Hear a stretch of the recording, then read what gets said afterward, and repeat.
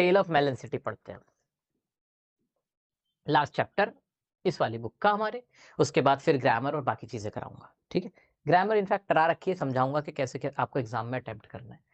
अब इसके अंदर क्या है, आपने वो वाली कहानी सुनी थी, अंधेर नगरी चौपट राजा टकेसर भाजी टकेसर खाजा, वो वाली कहानी तो थी शायद, वही वाली कहानी थी, हिंदी में सुनाते थे। तो वही है the tale of melon city, बहुत मजेदार सी कहानी, एक तरह की पोअम है ये, कहानी भी नहीं है ये, पोअम है।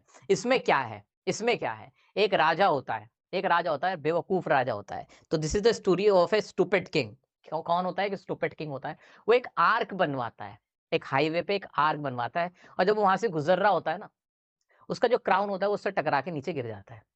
अब उसे वो बहुत ज़्यादा डिसऑनर फील होता है कि यार ये तो बड़ा बुरा हुआ मेरे साथ, मेरे सम्मान के खिलाफ बात हो गई। तो वो कहता है जिसने भी ये बनाया है जिसने बनाया है उसकी गलती है, और उसको फांसी पे लटका दिया जाए। अब वो ब्लेम गेम ना ऐसे ऐसे ऐसे ऐसे ऐसे ऐसे ऐसे पहुंचता जाता है। वो अपने आप को ना बहुत ज्यादा जस्ट राजा समझता है, जस्ट समझता है, जस्ट मतलब समझता है बहुत न्याय संगत, जो न्याय को पसंद करे। वो अपने आप को कैसा राजा समझता है कि मैं बहुत ज्यादा जस्ट हूँ, जस्टिस को पसंद करने वाला हूँ, जस्ट किंग हूँ, ठीक है। वो ये कहता है कि भाई मैं जस्ट को पसंद करता हूँ या जस्टिस को पसंद करता हूँ। और ऐसे ऐसे वो ब्लेम गेम चलते चलते चलते एंड में उसी के ऊपर आ जाता है, क्योंकि वो बेवकूफ होता है, और फिर उसी को फांसी में लटका दिया जाता है। पूरी कहानी ये है। Got it, got it.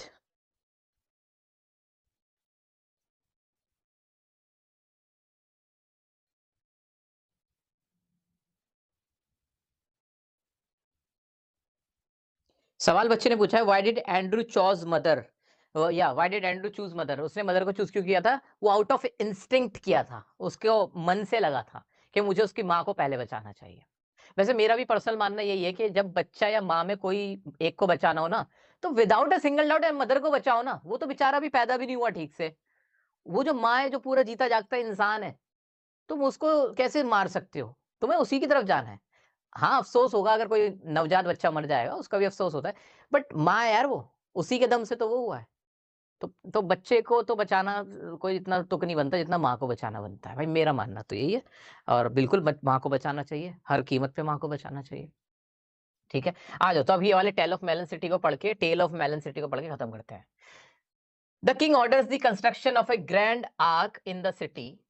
वो ना एक बड़ी सी आग बनाने का सिटी में ऑर्डर देता है। The arch is built too low and when the king rides under it, it strikes his head causing his crown to fall off. और वही जो मैंने बताया कि वो वहां से जब गुजर रहा होता है तो उसके ना जो जो क्राउन होता है, वो ताज, वो नीचे गिर जाता है। उसके बाद क्या होता है, the king is deeply humiliated by the incident and views it as a dishonour. वो उससे बहुत ज्यादा ह्यूमिलेट हो जाता है, उसको ऐसा डिसऑनर मानता है कि मेरी बेइज्जती हो गई है।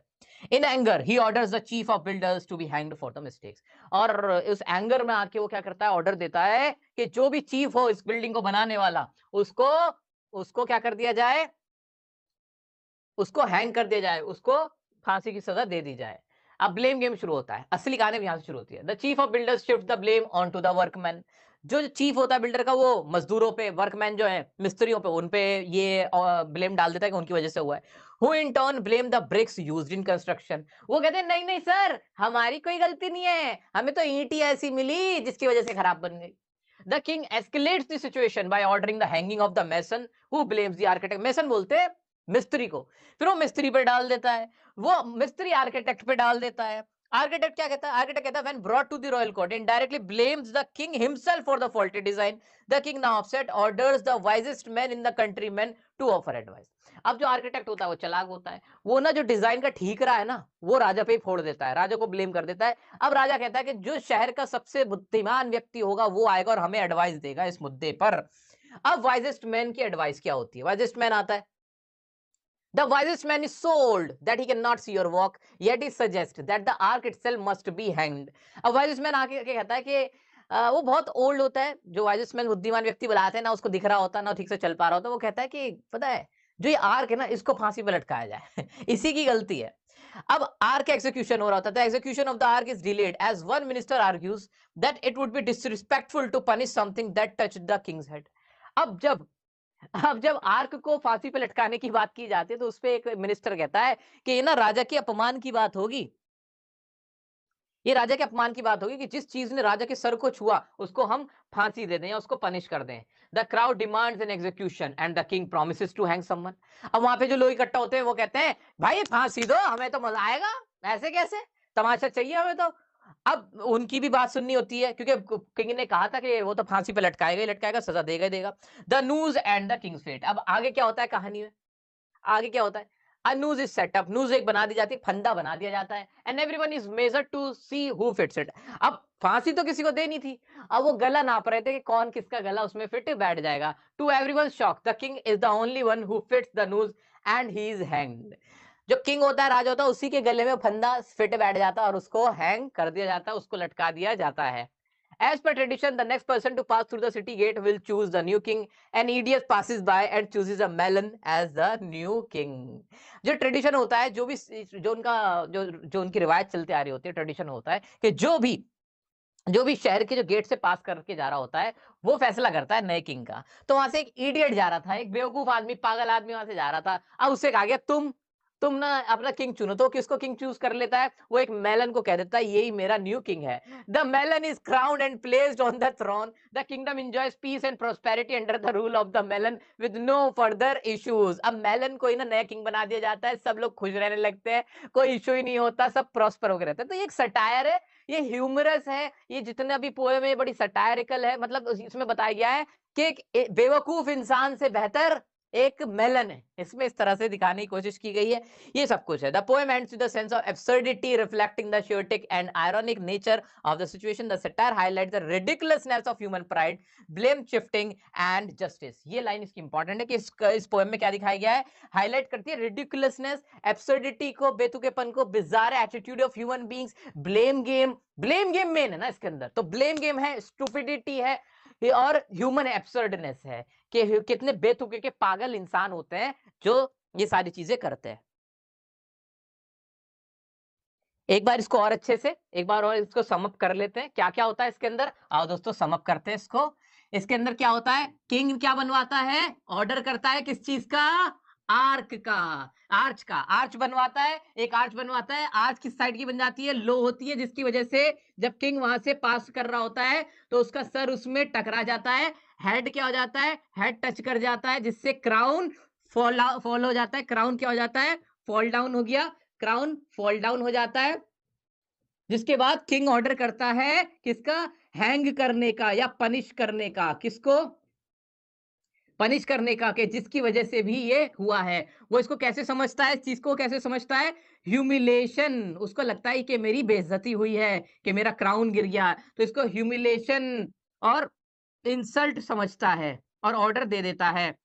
और फिर किसको बुलाया जाता है? फिर बिल्डर को बुलाया जाता है, चीफ। जो चीफ बिल्डर होता है उसको बुलाया जाता है कि भाई उसकी गलती है। बिल्डर डाल देता है मैसन पे, मैसन डाल देता है ब्रिक्स पे। ऐसे करके बात चलती जाती है। फिर बात आर्किटेक्ट तक जाती है, आर्किटेक्ट डाल देता है किसी तरह किंग के ऊपर ही कि उसी का ब्लेम है। फिर वाइजेस्ट मैन की खोज होती है कि वाइजेस्ट मैन बुलाया जाए एडवाइस के लिए। वाइजेस्ट मैन एडवाइस के लिए बुलाया जाता है। वाइजेस्ट मैन कौन होता है? जो कौन होता है? वो ब्लाइंड होता है, ओल्ड होता है, उसे तो कुछ पता ही नहीं होता, वो भी पागल ही होता है, वो भी मतलब बेचारा डिसेबल ही होता है।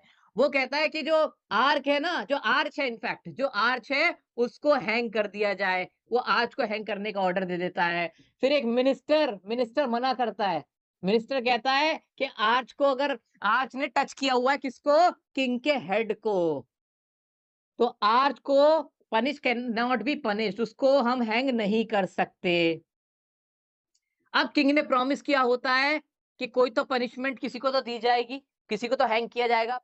इसलिए एक न्यूज़ तैयार हुआ होता है जनता के आक्रोश की वजह से। On the demand of the crowd everyone tries to fit in the news. हर कोई न्यूज़ में फिट होने की कोशिश करता है। जो किंग होता है, किंग का गला न्यूज़ से फिट होता है और किंग को लटका दिया जाता है। और किंग को लटका दिया जाता है। अब इनका ट्रेडिशन होता है। ट्रेडिशन क्या होता है? दे हैड द ट्रेडिशन कि न्यू राजा कैसे चुना जाता है? न्यू राजा ऐसे चुना जाता है कि जो भी सिटी गेट से पास करेगा, सिटी गेट से जो भी पास करेगा, जो भी एंटर कर रहा होगा, वो नया राजा चुनेगा। वहां पे एक स्टूपिड जा रहा होता है, बेवकूफ जा रहा होता है, एक स्टूपिड जा रहा होता है, वो वहां से गुजर रहा होता है।